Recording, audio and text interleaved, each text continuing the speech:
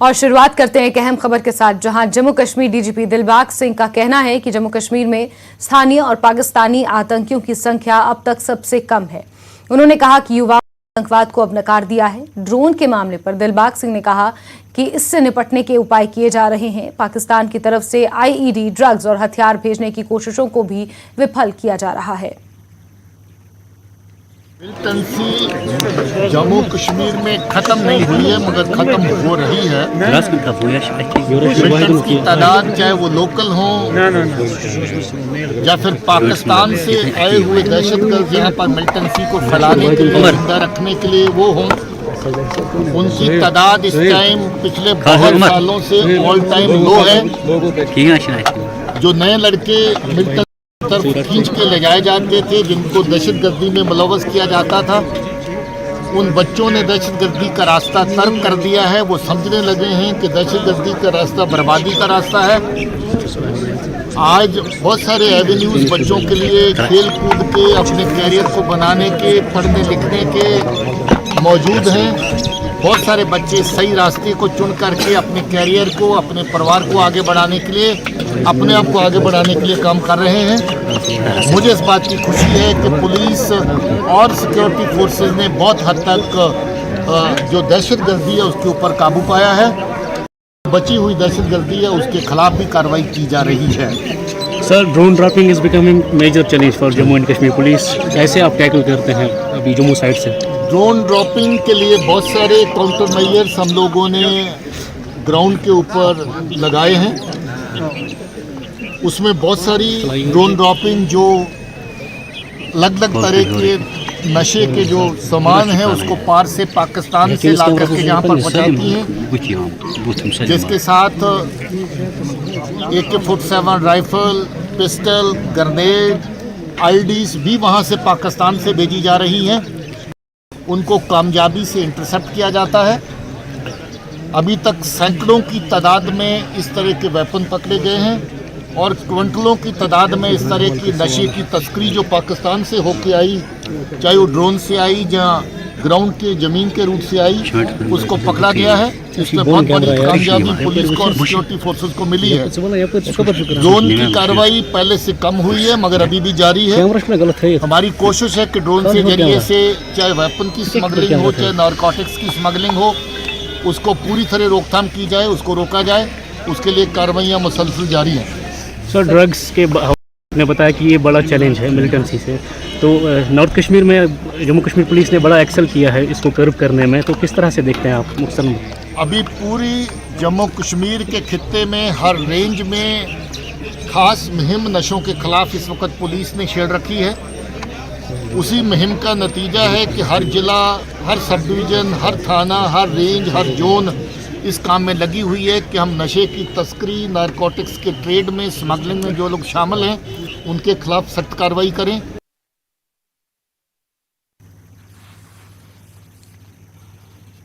चलिए आगे बढ़ते हैं खबरों में। गुलाम नबी आज़ाद ने अपनी आत्मकथा आज़ाद में कश्मीरी पंडित समुदाय के पलायन पर उस समय की केंद्र की वीपी सिंह सरकार पर निशाना साधा है। आज़ाद ने लिखा है कि उस वक्त की जनता दल के नेतृत्व वाली केंद्र सरकार ने कश्मीरी पंडित समुदाय की सुरक्षा के लिए पर्याप्त कदम नहीं उठाए थे, जिसके कारण कश्मीरी पंडितों के पास पलायन के अलावा कोई विकल्प नहीं था। आज़ाद के अनुसार कश्मीरी पंडित 3 मुख्य कारणों से आतंकवादियों के निशाने पर आए, जिसमें से पहला, उन्होंने कांग्रेस का समर्थन किया, दूसरा, वो भारत समर्थक और अलगाववादी विरोधी थे, और तीसरा, वो कश्मीर में केंद्र सरकार के कार्यालयों में कई महत्वपूर्ण पदों पर रहे।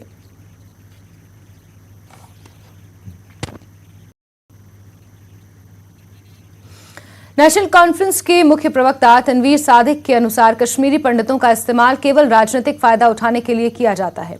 उन्होंने कहा कि मैंने उनकी किताब नहीं पढ़ी है, लेकिन जो कुछ बताया जा रहा है वो कोई सकारात्मक संकेत नहीं है। उनका कहना है कि कश्मीरी पंडितों के पलायन की कहानी सभी जानते हैं। साहब, गुलाम नबी आज़ाद ने जो किताब लिखी है, कई चीज़ें इसमें आई हैं। एक खास ये कि उन्होंने लिखा है कि कश्मीरी पंडित जो हैं उस दौर में जब यहाँ से उनको निकलना पड़ा तो सरकारी गाड़ियों में लिए गए और फिर फेंके गए अलग अलग जगह पे। उस वक्त जो जनता दल की हुकूमत है वो भी नहीं संभाल पाई और यहाँ से ये खास बात ये कि वो जो अक्सर हम बात करते थे उनको वो निकलना पड़ा बड़ी मुश्किल में, उस पर क्या कहेंगे? देखिए, पहले तो मैंने आज़ाद साहब की किताब पढ़ी नहीं। अब आपकी तरफ से जितनी मैं सुन रहा हूँ, जितनी इन्फॉर्मेशन है, उसमें फिर से कश्मीरी पंडितों की बात होती। जब किसी को कंट्रोवर्सी उठानी होती है, कश्मीरी पंडितों को एक यूज किया जाता है, एक टूल कंट्रोवर्सी उठाने के लिए। अब ये तो हमें भी पता है, आप 10 बार भी झूठ बोल दें कि कश्मीरी पंडित के वक्त फारूक साहब था या कुछ हो, ये तो हम सबको पता है कि गवर्नर जगमोहन था, और फारूक साहब के कहने पे बार बार जगमोहन को फिर से उसके बावजूद भी यहां ले आए, और उसी की वजह से फारूक साहब ने इस्तीफा दिया। तो मेरा मानना है कि कश्मीरी पंडितों को आप बार बार इस्तेमाल क्यों कर रहे हैं, क्यों उन जख्मों को आप फिर से कुरेद रहे हैं? अब इतने बरस हो गए, 30 से ज्यादा बरस हो गए कश्मीरी पंडितों को। आज जहां हम बात करें उनके रिहेबिलिटेशन की, उनके वापस आने की, आज भी कश्मीरी पंडितों पे हमला हो रहा है। हम उसकी बात करें कि उनके ऊपर हम आज मरहम कैसे लगाते हैं, हम फिर से वही 89 और 90 की बात उठा रहे हैं। तो मेरे हिसाब से आज वो सही नहीं है। पीडीपी ने कश्मीरी पंडितों के माइग्रेशन मामले पर आजाद को निशाना बनाया। पीडीपी ने वरिष्ठ नेता इकबाल ट्रम्बू का कहना है कि कांग्रेस ने मुफ्ती मोहम्मद को सीएम के रूप में समर्थन दिया। वो जानते थे कि गुलाम नबी आजाद तब स्थिति को संभाल नहीं सकते थे। मुफ्ती मोहम्मद सईद ने अपनी काबिलियत साबित की। गुलाम नबी आज़ाद ने जो किताब लिखी है मंजराम पे आई, पहला ये कि कश्मीरी पंडितों के ताल्लुक से उन्होंने फरमाया है। उन्होंने ये कहा किताब में कि कश्मीरी पंडितों का जो मसला हुआ वो इसलिए हुआ कि गवर्नमेंट इफेक्टिव नहीं थी, जगमोहन को लाया गया फारूक अब्दुल्ला की मर्जी के खिलाफ, फिर यहाँ से गाड़ियों के जरिए उनको ले जाया गया, सरकारी गाड़ियाँ थी, फेलियर उस वक्त की हुकूमत का था। आपसे सवाल इसलिए भी बनता है कि उस वक्त होम मिनिस्टर मुफ्ती साहब ही थे। देखिए, आपको मालूम होगा कि जो जिस टाइम की आप बात कर रहे हैं उस वक्त सही मानों में हालात बेकार थे। अगर मान लीजिए 5 मिनट के लिए कि ऐसा भी हुआ है, तो क्या ये एक अजीम चीज नहीं हुई है कि लोगों की जानें बच गई हैं? अगर उस वक्त हालात इस कदर खराब थे, तो आज वो जो हमारे पंडित भाई हैं, जैसे मैंने पिछली बार भी आपको बताया कि 2019 में जो हमारे साथ एक सान्या पेश आया, लेकिन एक चीज तो ये हुआ कि लोगों की जानें बच गई। ये जो हमारा अंदाजा था कि इस वक्त गवर्नमेंट ने ऐसे इकदाम लिए कि लोग सड़कों पे नहीं आए और लोग बच गए। सबसे इम्पोर्टेंट चीज लोगों की जान बचाना है। तो अगर ऐसा भी हुआ है तो मेरा ये मानना है कि शुक्र है अल्लाह का कि लोगों की जानें बच गई। उस वक्त के हालात अगर आप मद्देनजर रखें तो उस हालात में अगर ये पंडित भाई हमारे अपनी जान बच गई है उनकी और आज है कहीं, ये हमारे लिए बहुत अच्छी बात है। और इंशाल्लाह इनके वापस आने का जो है इंशाल्लाह बनेगा एक बंदोबस्त। और हुकूमत हमारी, जैसे आपने देखा मुफ्ती साहब के टाइम पर भी कितना काम किया गया ताकि ये वापस श्रीनगर आए, और इंशाल्लाह अगर अल्लाह ताला ने हमें कामयाबी दी, इनके लिए भी हम एक ऐसा मंसूबा बनाएंगे कि ये वापस अपने कश्मीर में आकर खुशी से अपने लोगों के साथ रहे। आज़ाद कहते हैं कि इनको अगर एक जम्मू में भी एक तरीके से रखा होता तो इनके वापस आने की उम्मीद थी। इन अलग अलग जगहों पे जाना पड़ा, अब उम्मीदें नहीं है। आपको क्या लगता है गुलाम नबी आज़ाद अब ये कहना किस हद तक सही है? देखिए, मैं गुलाम नबी आज़ाद साहब ने जो कहा उस पर बात नहीं करूंगा, लेकिन अपना मौक़िफ़ वाज़े करूंगा कि कश्मीरी पंडित जो है वो हमारे भाई है, हमारा एक हिस्सा है। और पीडीपी की हमेशा ये कोशिश रहेगी कि वो एक बार फिर असर नौ अपनी जिंदगी उसी तरह बसर करे वादी कश्मीर में जिस तरह वो पहले भी करते आ रहे थे। जम्मू में हनुमान जन्मोत्सव धूमधाम से मनाया जा रहा है। जम्मू के विभिन्न हिस्सों में भगवान हनुमान मंदिर में सभी के लिए शांति और समृद्धि प्रार्थना करते हुए बड़ी संख्या में भक्त सुबह से ही पहुंच रहे हैं। कड़ी सुरक्षा व्यवस्था, विशेष भजन और हनुमान चालीसा भक्तों द्वारा गाई जा रही है। हनुमान मंदिरों को सजाया गया है और प्रसाद वितरित किया जा रहा है। आज जम्मू और जम्मू संभाग के अन्य हिस्सों में शोभा यात्रा भी निकाली जाएगी।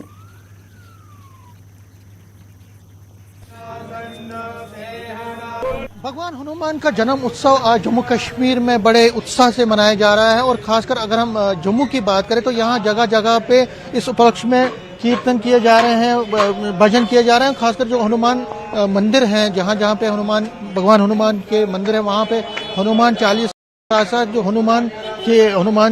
भगवान हनुमान के भजन है वो गाए जा रहे हैं। आप देख सकते हैं ये एक हनुमान मंदिर है यहाँ जम्मू में और जम्मू के सरवाल एरिया में, और आप देख सकते हैं भारी संख्या में लोग यहाँ पे आए हैं और हनुमान जी की भक्ति कर रहे हैं। आज हनुमान जयंती है, कितना बड़ा दिन है और क्या कहेंगे?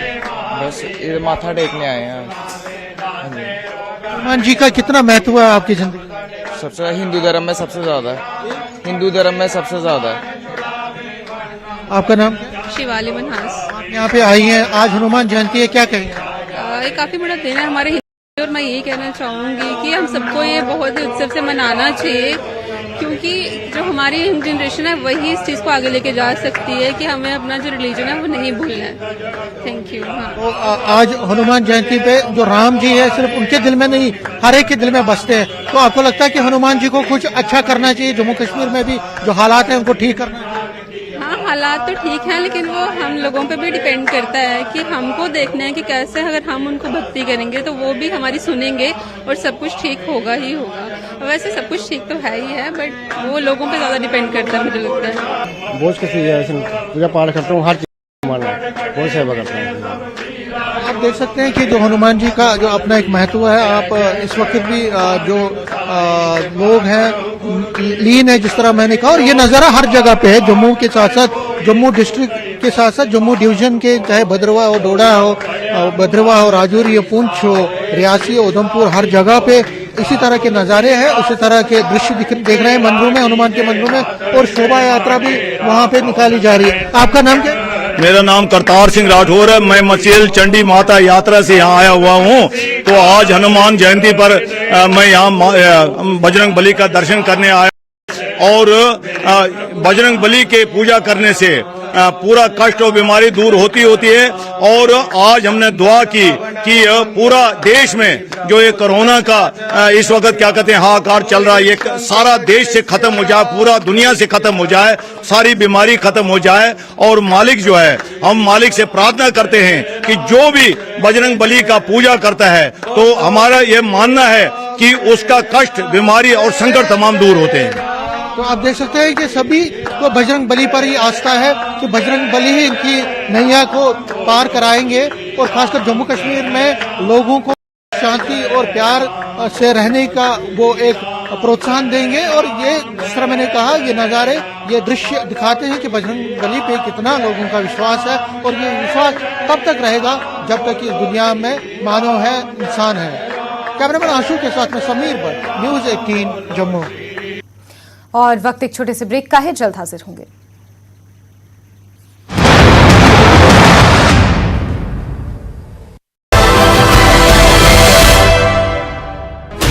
Sixteen channels, 15 languages, 26 states, 1200 plus reporters, 87 plus crore viewers. India's largest news network, News 18 Network.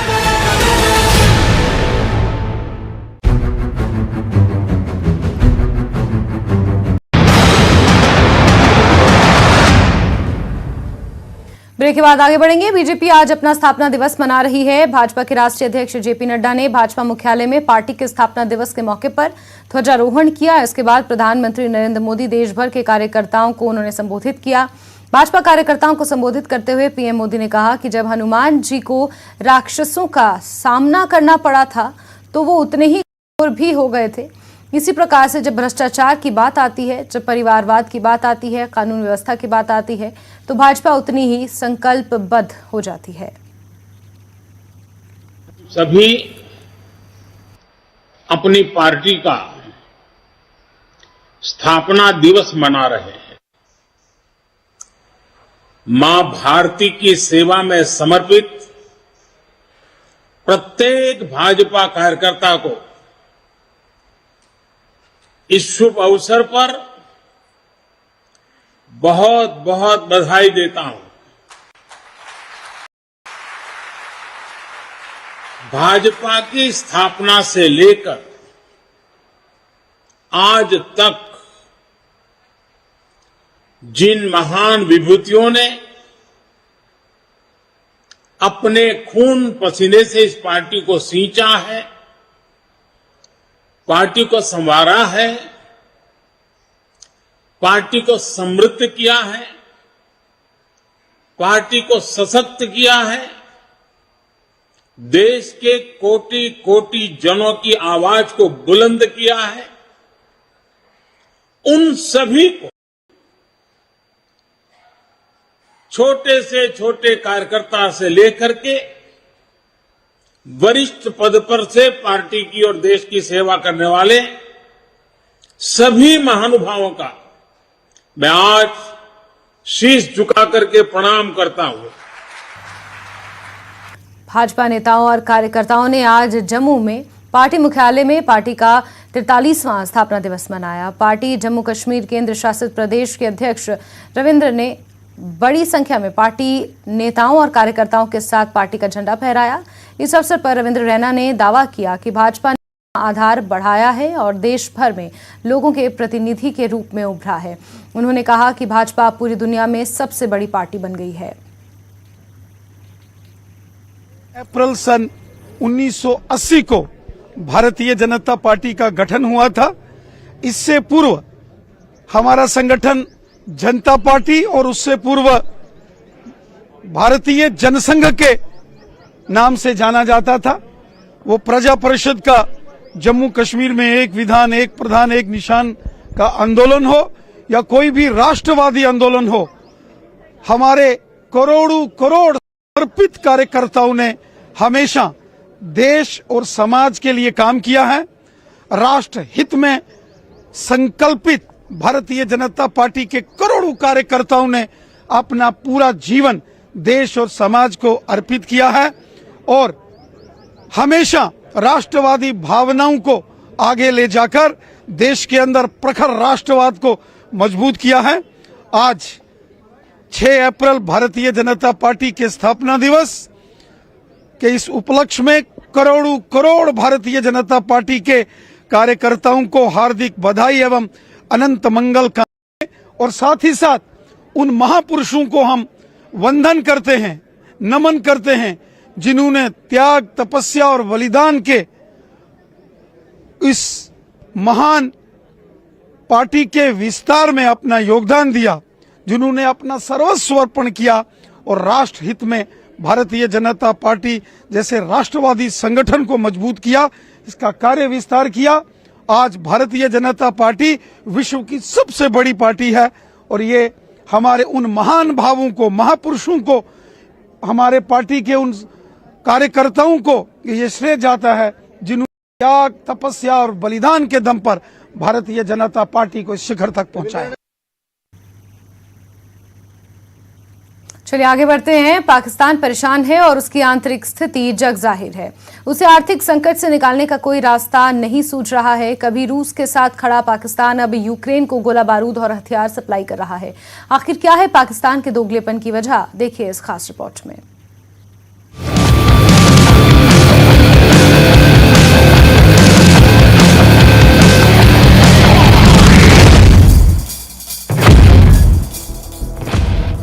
Pakistan की आर्थिक स्थिति है, अधिकतर शहरों में जनता खाने को तरस रही है। यहाँ रोजमर्रा की चीजों की कीमतों में आग लगी हुई है और स्थिति पाकिस्तानी सरकार के कंट्रोल से बाहर होती दिख रही है।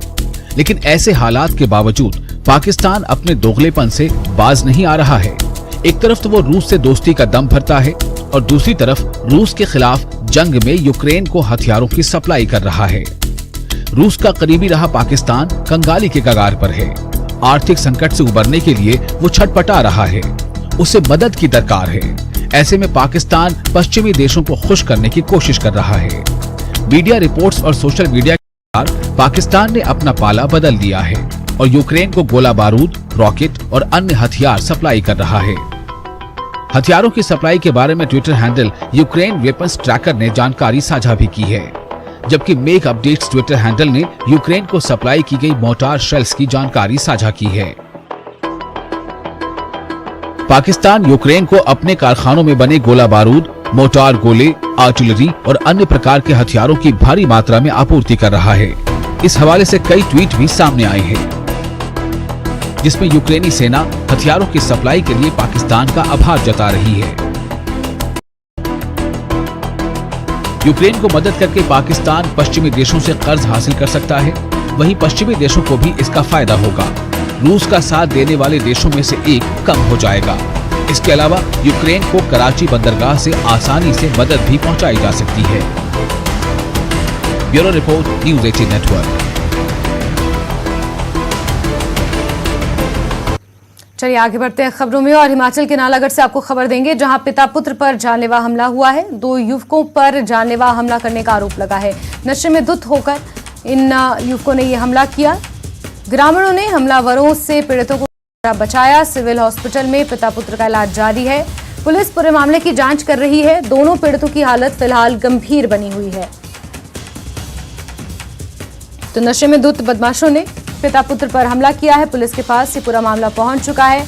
पुलिस पूरे मामले की छानबीन में जुटी हुई है। पिता पुत्र की हालत फिलहाल नाजुक बताई जा रही है।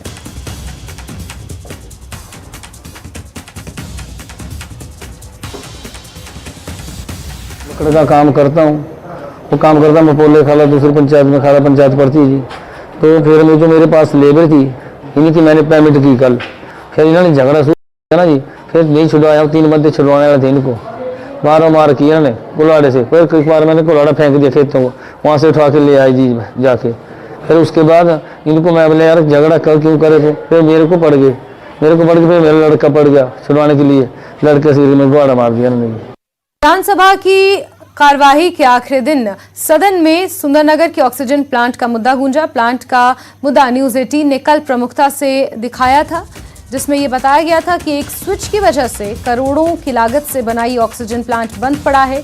विधायक राकेश जम्वाल ने ये सवाल उठाया। स्वास्थ्य मंत्री ने जल्द ही मरम्मत कराने का भरोसा दिया।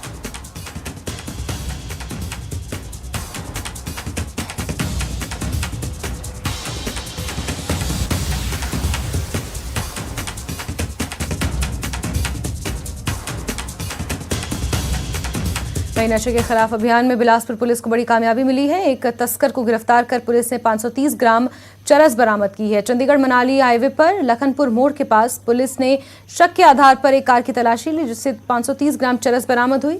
कार में चरस ले जा रहा तस्कर कुल्लू का निवासी बताया जा रहा है। उसका नाम टहल सिंह है। वहीं एक दूसरे मामले में पुलिस ने एक युवक से 18 ग्राम चिट्टा बरामद किया है। एसआईयू की टीम ने जो वेटनरी चौक बिलासपुर के पास ही ये एक प्रवीण नामक व्यक्ति जो हमीरपुर डिस्ट्रिक्ट का है, उसके कब्जा से जो वोल्वो बस में सफर कर रहा था, उसके कब्जा से कुल 30.39 ग्राम जो चिट्टा जो बरामद किया था। पहले इसका जो फॉरवर्ड लिंक था चिराग, उसको जो दिल्ली से उसको जो मनाली से गिरफ्तार किया और वो व्यक्ति भी पुलिस रिमांड में रहा। ठीक है, और उसके बाद जो वो इसके ऊपर तफ्तीश चलती रही और तब इन्वेस्टिगेशन चलती रही। इन्वेस्टिगेशन के दौरान ही पुलिस ने कुछ तथ्य जुटाए, जिसमें इस नाइजीरियन व्यक्ति का जो रोल जो वो सामने आ रहा था। इस व्यक्ति को पिछली रात जो वो वहाँ दिल्ली में गिरफ्तार किया गया। इसका नाम जो देवी याया करके है और इसको निकनेम जो मार्टिनी है। ये 36 साल का है। इस व्यक्ति को पिछली रात को जो वो ये नाइजीरियन नेशनल जो वो अपने आप को बतला रहा है। अभी इसके बारे में जो इसके जो वीज़ा और पासपोर्ट उससे संबंधित जो अभी जो इन्वेस्टिगेशन की जाएगी। और लेकिन अभी तक इसने जो अपने आप को नाइजीरिया का बतलाया है और ये हमारे रिकॉर्ड में है कि ये व्यक्ति जो है वो इसी व्यक्ति ने जो है इसको प्रवीण नामक व्यक्ति को जो चिट्टा दिया था। और इसी के साथ बुलेटिन में फिलहाल के लिए बस इतना ही, लेकिन जम्मू कश्मीर लद्दाख अहम खबरों के लिए जुड़े रहें न्यूज़ 18 JKLH के साथ। नमस्कार।